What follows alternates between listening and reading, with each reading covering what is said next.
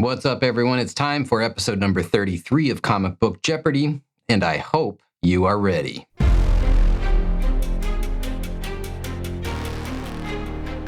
Before we dive in, do me a favor, please hit those like and subscribe buttons. The views on the show have been down a little bit over the last few months, but I want to keep it going, and I know you guys do too, so please show your support and click the subscribe button. Please subscribe to the channel. We would really appreciate it.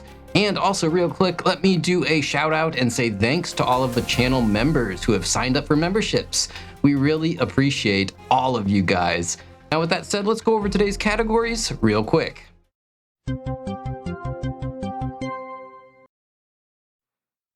Category number 1 this week is Spawn, and I just realized we haven't done a Spawn category yet, which is just nuts because I love Todd McFarlane. So yeah, today is finally the day.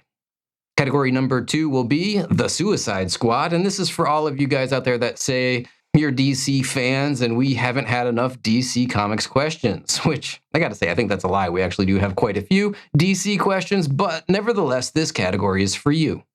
Category number 3 will be Blind Bag, and these are those member-submitted questions. They can be about anything and everything comics related, and some of them are really hard, so beware. But yeah, big thanks to all of the members who have submitted these questions over the past week. I really appreciate the help, guys. Thank you. Category number 4 is going to be Don't Quit Your Day Job. And what we're talking about here, we are going to do a series of questions that are all about comic book characters and specifically their 9-to-5 jobs. Category number 5 is Picking on a Blind Guy. And as you might have guessed, there is one very notoriously famous blind comic book hero, that is Daredevil. And we have a lot of villains to discuss that have picked on him over the years. And finally, we have the member-selected wildcard category of the week, and it's going to be Nickelodeon. And I gotta say, I am shocked, I tell you, because Nickelodeon beat out Sylvester Stallone, which that one isn't too shocking. I mean, I'm a big fan of Sly Stallone's movies, but yeah.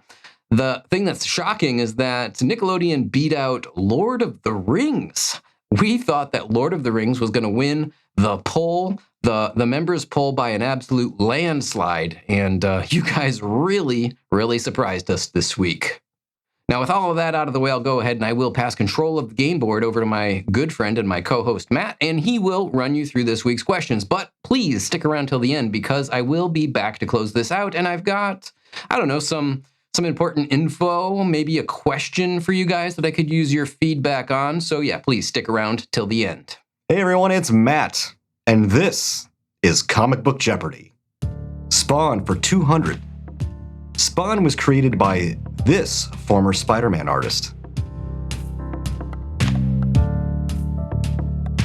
Who is Todd McFarlane? The Suicide Squad for 200. While generally known as the Suicide Squad, this is the team's official name. What is Task Force X? Blind Bag for 200. Before joining Marvel Comics, this silver-plated alien hero debuted. I did it again with the debut. That's like the 10th time you've Debut. It's debut. Before joining Marvel Comics, this silver-plated alien hero debuted as a toy in 1979. Who is Rom, Space Knight? That was sent to us by Adam J. Don't Quit Your Day Job for 200. When she's not an Avenger or a part of the Fantastic Four, this Jade Giantess pays her bills as an attorney. Who is She-Hulk, or Jennifer Walters, attorney at law? Picking on a Blind Guy for 200. Leland Owsley goes by this name while fighting Daredevil and committing crimes. Who is the Owl? It's terrifying. Nickelodeon for 200. Are you ready, kids? He lives in a pineapple under the sea. Who is SpongeBob SquarePants, SpongeBob SquarePants, SpongeBob SquarePants? All right, that does it for our 200-point cupcake round. Let's move on to the 400-pointers. Spawn for 400. He was a U.S. Marine and CIA operative before becoming a Hellspawn in the 1992 debut issue of Spawn. Who is Al Simmons? The Suicide Squad for 400. For much of its history, the team is given assignments and controlled by this ruthless government agent. Who is Amanda Waller? And I don't know about you guys, but I like the fat Amanda. I don't like the skinny one. Blind bag for 400. J. Jonah Jameson's son became this because of a gem he found while he visited the moon. Who is the Man-Wolf? That was sent to us by Rich D. Don't quit your day job for 400. This native of Apocalypse earns his money performing as an escape artist. Who is Mr. Miracle, or Scott Free? And interestingly enough, the basis of this character was based on the artist Jim Steranko, who performed as an escape artist with a traveling circus. Crazy. Picking on a blind guy for 400. Daredevil often finds himself in conflict with this ninja cult. What is The Hand? Nickelodeon for 400. This Canadian kids sketch comedy show was famous for sliming its cast when they uttered the phrase, "I don't know." What is You Can't Do That on Television? That's going to be it for our 400-point round. Now onto the 600-pointers where things are starting to get more difficult. Spawn for 600. First appearing in Spawn number 9, this character was co-created with Neil Gaiman and eventually sold to Marvel Comics after a legal dispute. Who is Angela? And yeah, that was quite the legal battle they had over the character and the rights. And yeah, Neil Gaiman won. He was actually able to sell it to Marvel. And what have they done with her since? The Suicide Squad for 600. For most of its history, the team was based out of this penitentiary. What is Belle Reeve? Blind bag for 600. This is the name of the Punisher's tech-savvy computer hacking partner. Who is Microchip, or Micro? That was sent to us by John Polides. Is that Greek? That sounds Greek. I think it is. Don't quit your day job for 600. This hero who was found to be worthy was an architect by trade. Who is Thunderstrike, or Eric Masterson? Picking on a blind guy for 600. This villain uses fear-inducing toxins to torture Daredevil. Who is Mr. Fear? And in the new Moon Knight series that just came out, they brought him back, but they're using him in a little bit of a different way. It's pretty interesting. I've read the first 3 issues, and so far it's not bad. Nickelodeon for 600.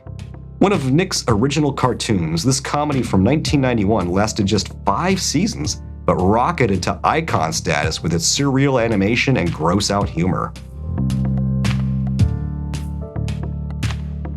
What is the Ren and Stimpy Show? That's going to do it for the 600-point round. Now we're moving on to the 800-pointers, and we are ratcheting up the difficulty. Spawn for 800.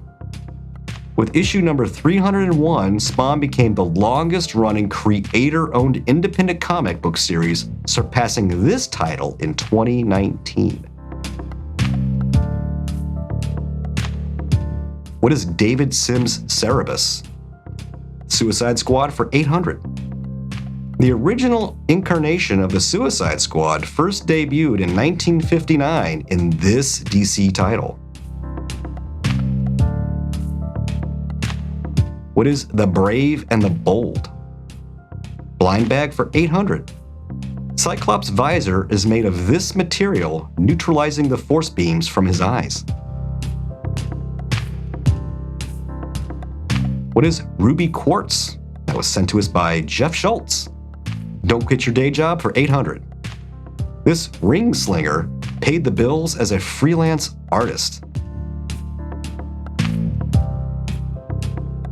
Who is Kyle Rayner? Picking on a Blind Guy for 800. This early Daredevil foe has no powers, but uses spinning blades mounted on the backs of his hands while fighting. Who is Gladiator? Nickelodeon for 800. Oh, and that sound means that this is the Daily Double. So I'm sure you guys know how it works, but just in case, you're allowed to wager as many points as you earned thus far in the game on this question from Nickelodeon for 800 points. This game show, hosted by Mark Summers, consisted of contestants answering questions and participating in physical challenges. What is Double Dare? You see what we did there? Daily Double, Double Dare. You see that? Yeah, nice. That's going to do it for the 800-point round. So now we move on to the most difficult round in the game, the 1,000-point questions. Spawn for 1,000. Spawn's costume is a sentient, living, necroplasm-based parasite, and this is its name. What is Letha, or K7 Letha, or Letha of the 7th House of K? Yeah, that's a mouthful. The Suicide Squad for 1,000. The squad was reimagined in the Legends limited series in 1987 by John Ostrander and this legendary comic artist. Who is my personal favorite comic artist, John Byrne.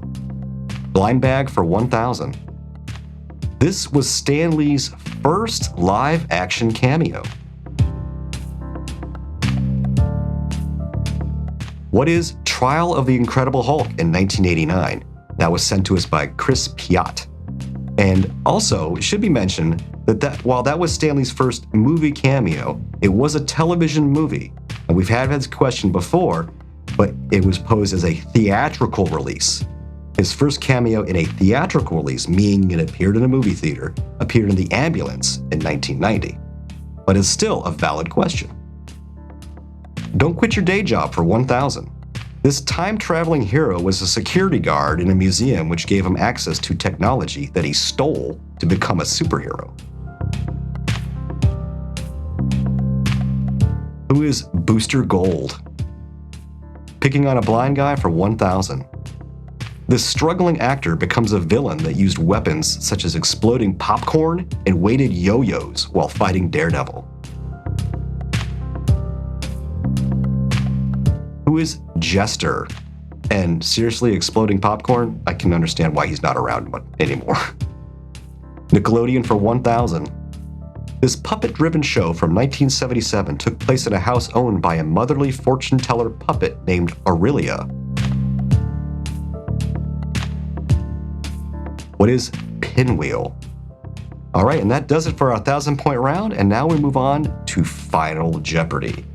And I'm sure you guys know how this works, but again, just in case, you're allowed to wager as many points as you've earned in the game so far on this Final Jeopardy question of Spider Friends. Marvel has had a growing roster of spider-powered characters over the years. This iteration of Spider-Girl first appeared in an issue of What If Comics in 1998 as the daughter of Peter and MJ in a future alternate universe.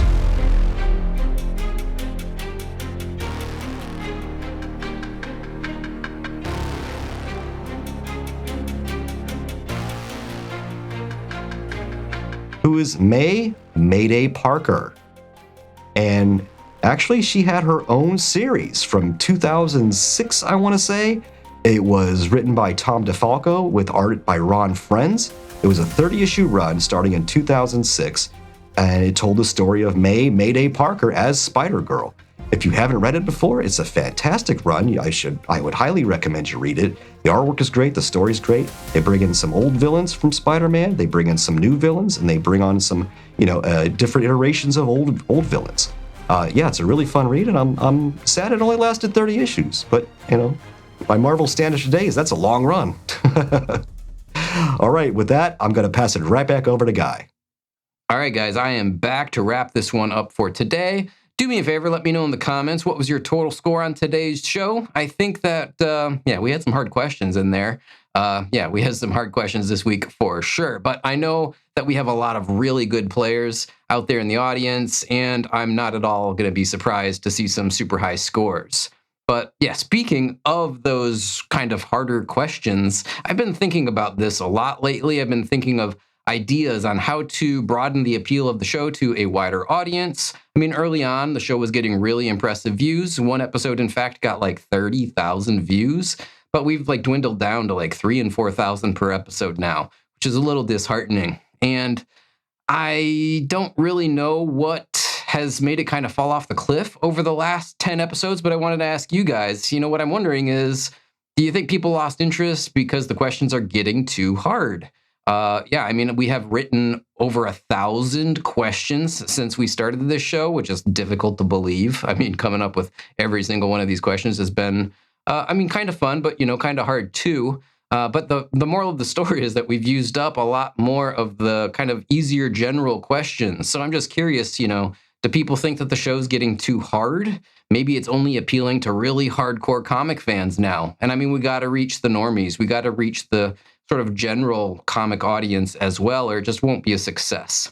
So I'm going to keep brainstorming and trying to come up with ways to broaden the appeal of the show to a wider audience and to get those views back up. I'm just not sure what that's going to look like yet. But in the meantime, yeah, let me know in the comments. Do you think it's getting too hard? And yeah, let me say thanks for everyone that has been watching and playing along. We do appreciate all of the regulars. We see you guys in the comments every week. And yeah, we love you guys. So I'll go ahead and I'll wrap this one up today by saying, as I always do, keep collecting comics because this is, what the whole channel is about, really. Keep watching our videos. Don't forget to hit the like and the subscribe buttons. And of course, until the next one, bye for now.